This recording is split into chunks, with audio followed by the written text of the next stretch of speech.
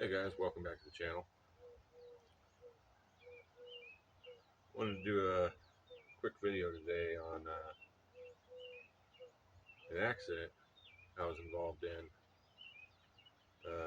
going on 3 weeks. I think, well, 3 weeks ago yesterday.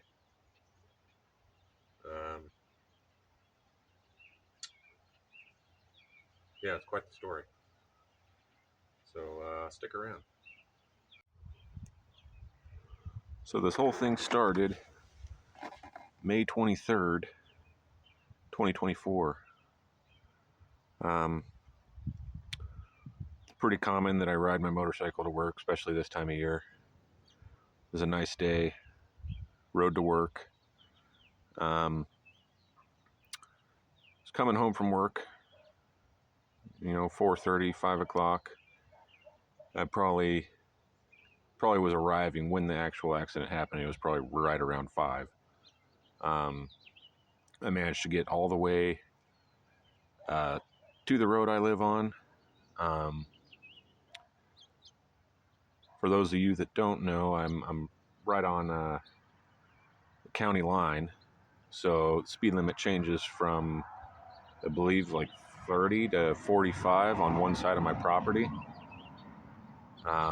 Well, the road that I live on, there's a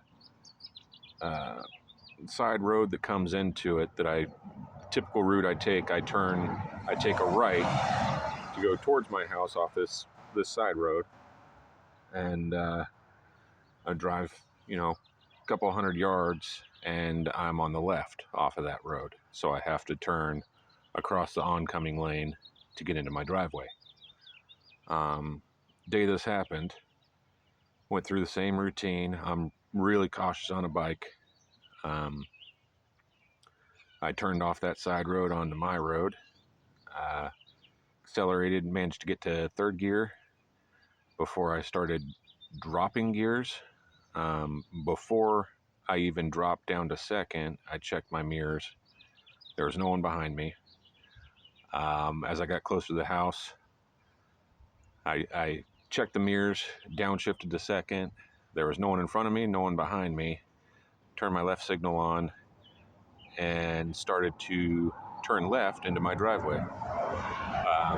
That time I dropped second, and I probably just pulled the clutch in at that point and kind of coasted in. I was maybe 3 miles an hour at that point. The front of the motorcycle was actually in my gravel driveway.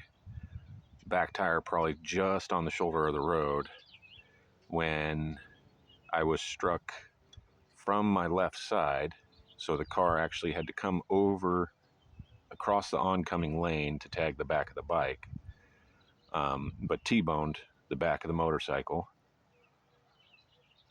Sent the bike across the street into my neighbor's driveway, threw me back out into the middle of the road. The car that hit me proceeded to go, I'd say maybe 100 yards.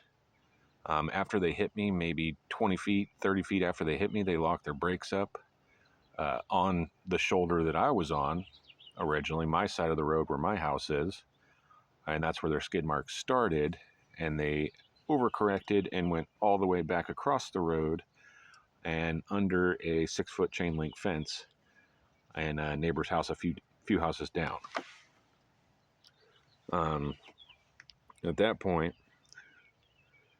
I'm laying in the middle of the road screaming for help, and there's no one around. The lady that hit me decided to try to start her car and take off, being that no one was around to see it. So she attempted to start it several times, wasn't successful. So at that point, she decided to get out of her car, casually walk back to me laying in the middle of the road, and ask me if I was okay. Followed by, what should she do? So it's at this point I'm already pretty angry about the whole situation. And for her to ask me if I'm okay after you just hit me with your car. Granted, I haven't mentioned this part. It's estimated her speeds were in excess of 70 miles an hour, so damn near doubling the speed limit. And you hit a guy on a motorcycle at that kind of speed. Do you think I'm okay? Kind of a stupid question to ask, but whatever. So I proceeded to tell her, no, I'm not okay. You just hit me with your car. And I don't know, maybe call an ambulance, right? So she then told me that she didn't have a cell phone. So I said, well, then go bang on one of my neighbor's doors and get someone to call an ambulance. I can't very well do it. My arm is 100% broken. So luckily, I have one really, really good neighbor, and his extended family are also excellent people.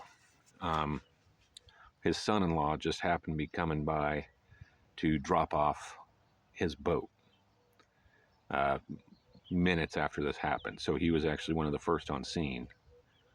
And I don't know who it was that originally called 911, but he really helped me out. He got the bike out off the shoulder of the road, and I was burning up. I mean, I'm laying on this asphalt that's 100 degrees or whatever, and I'm in leather. So I talk him into helping me get my jacket off and the gloves and my helmet off, and it's real apparent that my left arm's broken. I'm pretty confident my left leg's broken at this point. Um, so at that point, ambulance showed up. I tried to tell him I wasn't getting on the ambulance, that this was my house and just to take me inside. At that point, I was kind of forced onto the ambulance. Ended up in the hospital that night in the ER, and got a bunch of x-rays done, a CT, and somehow walked away from this with a broken left arm and broken left leg. No internal bleeding or anything of that sort at that point that they were aware of. So now that we're weeks down the road, I've had an issue with my left leg being very, very swollen, and it'll go down some, but kind of will swell back up by the end of the day, regardless of if I'm on it or not. So originally, when I was in the ER, they did a full-length splint cast type thing on my leg, and then same thing with my arm. Because of excellent people in my life, my best friend's mom is actually a surgery scheduler for the orthopedic center here in town. So because of her, I was able to get in and have surgery done on my arm that following weekend, Memorial Day weekend. I believe that was Sunday. Without her, I would have been on a waiting list for a minimum of 2 weeks. So I am very grateful to have them in my life. I ended up having that surgery done on my left arm, and they put a plate in and 7 screws to attach the bone back together. As far as my left leg goes, it was a clean enough break that he ended up actually, the orthopedic surgeon, he ended up taking that full-length cast splint thing off and giving me a really fancy brace to wear. And he said because of how it broke, I absolutely should be able to bear some of my weight on it and use it. So I wore that brace for a few days or whatever before, the swelling issue started to happen. And at that point, it got so painful wearing the brace that I stopped wearing it. few weeks after, the whole incident, and just laying up in bed, I've been able to actually bear some weight on it and kind of hobble around. So I'm doing significantly better. I did have a post-op appointment earlier this week, week 3 of the accident, or post-accident, and the doctor was actually pretty concerned with how swollen my leg is, and was concerned that I potentially had a blood clot in one of the main arteries in my leg. So they sent me over to the hospital to have both my legs ultrasounded. Thankfully, they didn't find a blood clot, and their thought at this point is it's just, from the trauma. So it's back to just lounging around all day and waiting to see what happens. My wife did express concerns over me forgetting things. So she got me set up.